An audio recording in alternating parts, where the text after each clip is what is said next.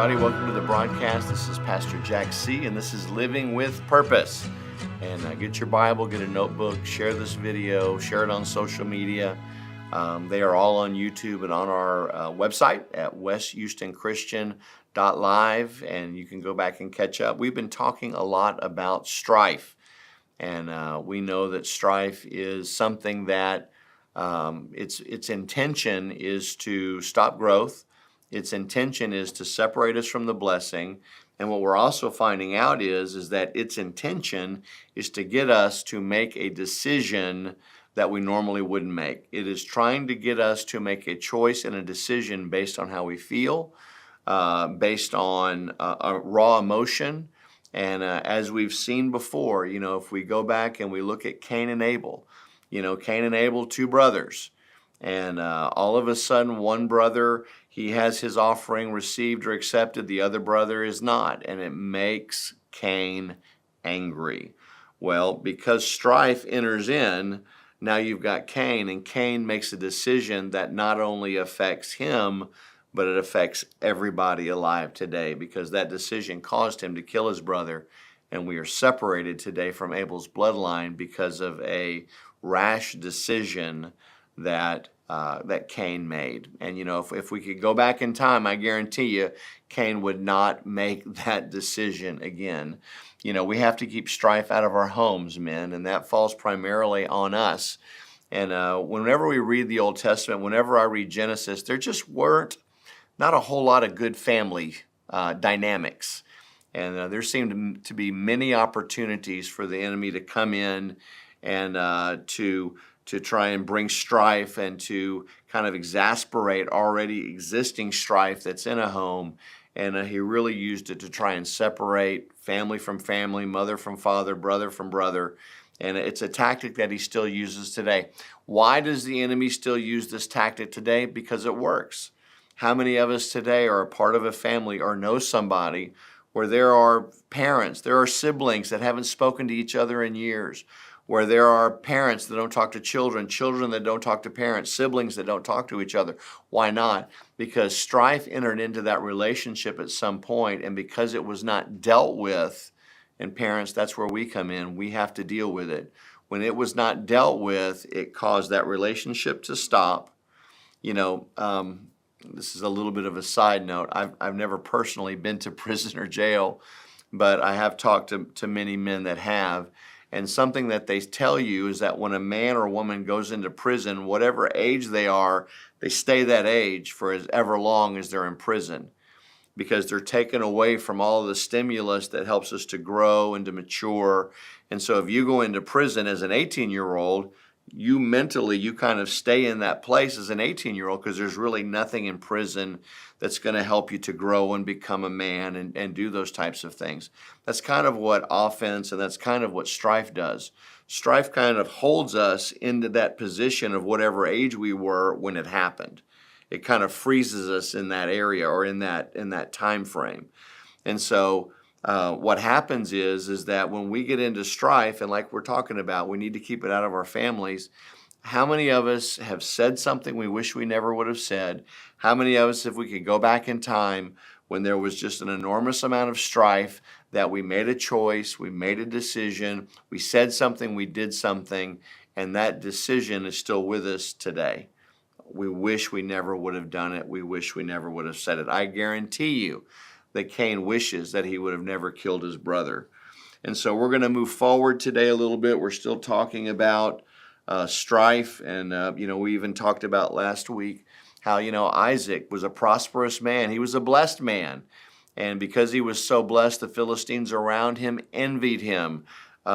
He could have helped all those Philistines, but those Philistines envied him. Strife enters in, and what's that strife do? It causes them to fill in their own wells.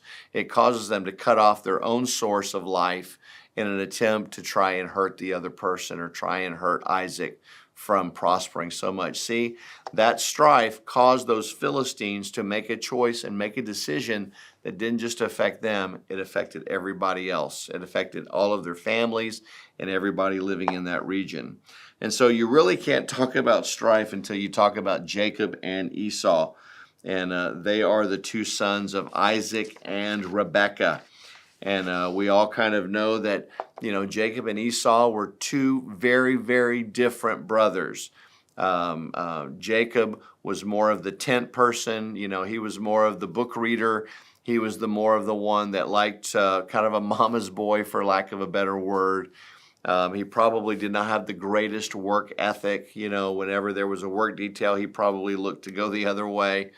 But his brother Esau was the opposite. Esau was a hunter. He was the barbecue king. He was the guy that was always like being outside. He loved the outdoors.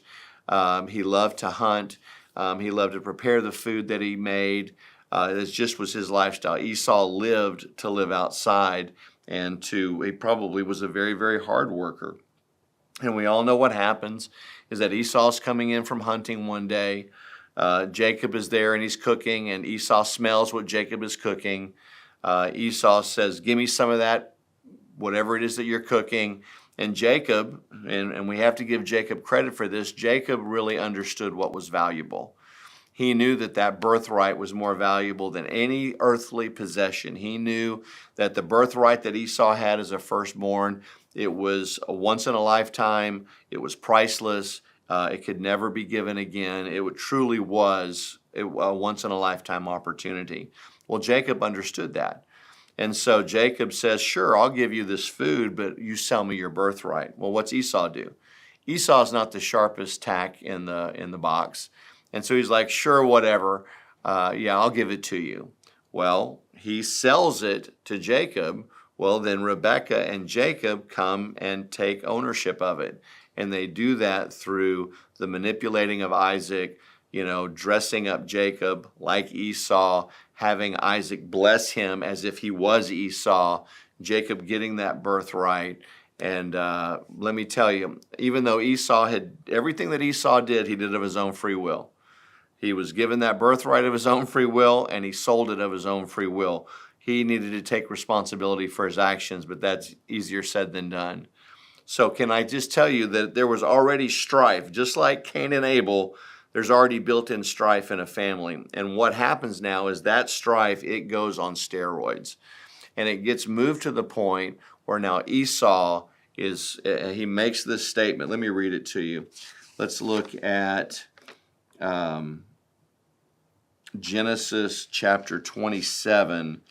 And I'll paraphrase to save a little time.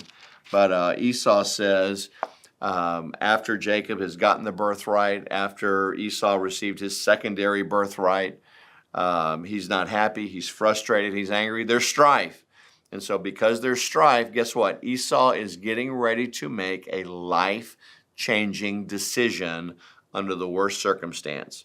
Because of that strife, because of the anger, because of the envy, because of everything, everything that could be encapsulated in Jacob and Esau's relationship, he's getting ready to make a life-changing decision under the worst possible situation. Never make a decision when you're hungry, when you're angry, when you're lonely, and when you're tired. Those are the worst times for us to make big decisions. And so Esau was all of those. He was furious. He felt like he had been conned and robbed, but he really wasn't. He sold that birthright to Jacob. So what's he do? He says out loud, he says, "You know what? The days of my father's death of mourning are close. And as soon as my father dies, then I'm going to kill my brother." So right there, that strife is now causing Esau to make a life-changing decision. Well, we all know that Rebekah overhears this, and she takes Jacob and sends him away to her brother, and we all know that the story really stops with Esau, and it really just picks up with Jacob through his life. But those two brothers were separated forever. There is a time where they came back together at Isaac's death, but they were never. That strife was so complete and so almost perfect that those two families never came together. It robbed them. Strife robs you of the ability to enjoy the relationships of our family. And I know I shared this, maybe a few stories back, that in my personal life with my own mom, Pastor Mary Jean, that there was a lot of strife in our home when we were younger. When I was 12, 13, 15, up to 18 years old, we were striving against each other. I was the force of darkness. She was the force of life. I wanted to run in the world. I wanted everything the world had to offer. She was trying to hold me at bay and trying to instill the things of God in me. We went from going to church on a Sunday morning for 45 minutes to going to church all the time. And that was Sunday morning for hours. It was Sunday night. It was Wednesday night. Anytime the doors were open, the pigeons were there. Well, I hated it. And it brought strife because there were things inside of me that really wanted the flesh. There were things that the enemy was able to tag in me that brought just extra added emphasis to not wanting anything having to do with church or God or any of those things. And that strife robbed me from my parents getting to enjoy time with me during all those years. I was not fun to be around.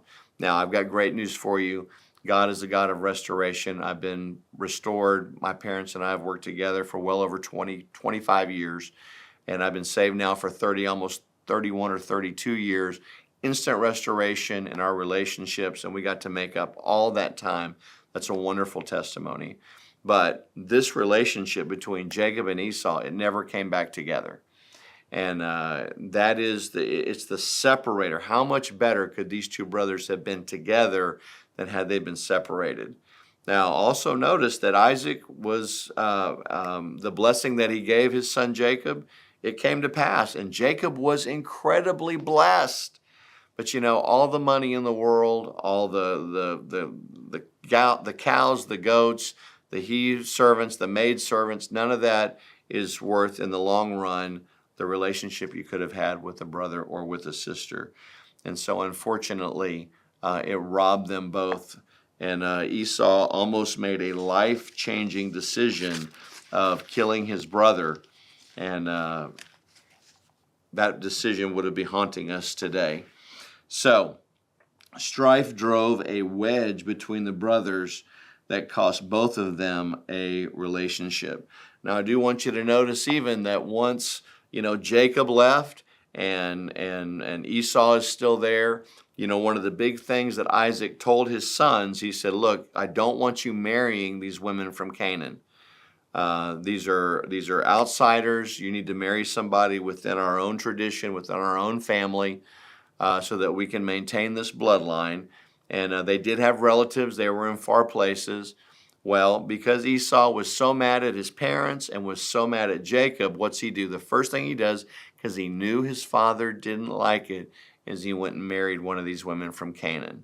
See, that strife and that envy caused Esau to make a choice and make a decision that stayed with him for the rest of his life. See, we don't ever want to make decisions based out of strife. Sometimes when we're in strife, sometimes when we're in envy, we want to do whatever it takes. See, our natural man hates pressure. We'll do whatever it takes. We will run from pressure. We don't like it. We don't like how it makes us feel, and we'll do whatever it takes to escape it. And the lie is, when there's a lot of strife, is well, if I'll just get rid of that person, everything will be better. But it's not. It makes it 1,000,000 times worse. We don't ever want to make decisions based off of strife. We want to make decisions based out of love. And one of the greatest examples of somebody taking where there could have been strife was between Abraham and Lot. And Abraham and Lot, both of all their goods begin to grow. They're in the same piece of land, and then there's strife between their herdsmen. And really what the enemy wanted to do was drive just a wedge between those two, almost maybe even to the point where he could have gotten Lot to kill Abram because of the strife. But what Abram did is what we have to do, is Abram took a step back. He got a word from God. He went to Lot and said, I tell you what, Lot, you choose. I'm not going to let you think that I've manipulated this in any way, shape, or form. Here's all the land. Lot, just so that you don't think I've got something that belongs to you, so that you don't envy me, so that it's not look like this deal is rigged. You choose where you're going to go, and I'll go the other way. And you know what? It totally diffused that situation. See, we have to take control during a strife situation. A soft word turns away wrath. Just to go head-to-head with somebody, it doesn't fix anything. But to listen, to speak a word in love, to bring healing to the relationship, that's what we do as believers. Amen? This is Pastor Jack C. This is Living with Purpose. Come join us at West Houston Christian Center. Pastor Michelle and the family at whcc, we would love to see you on a Sunday morning at 10:30. There's more information on our website, whcc.live. Jesus is Lord.